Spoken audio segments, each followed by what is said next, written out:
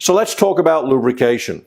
In that last example, you saw how we got quite different bolt tensions depending on how many times we tightened the bolt, and none of them were close to the 5,000 pounds we were supposed to get. The reason for that was we didn't lubricate the fastener. So let's look at the effect of that.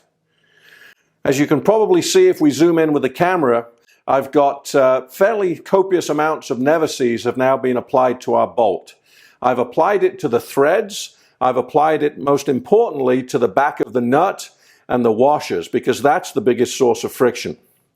At the same time, I've reset my torque wrench now to the correct value, lubricated value, for my grade 5 3/8 by 16 bolt, which is 23 foot-pounds or 317 kilogram centimeters.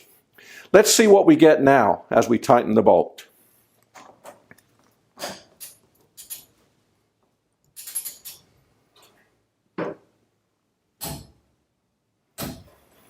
As the torque wrench clicks, you can see I've got right at 5,000 pounds.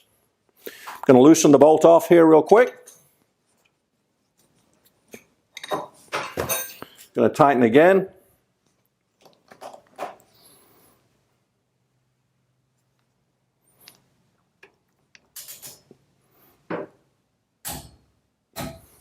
And again, the second time around here, I get exactly 5,000 pounds.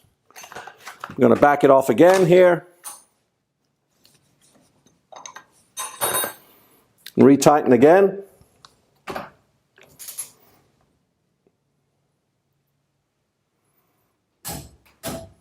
And again, you can see how consistent the bolt tension has now become.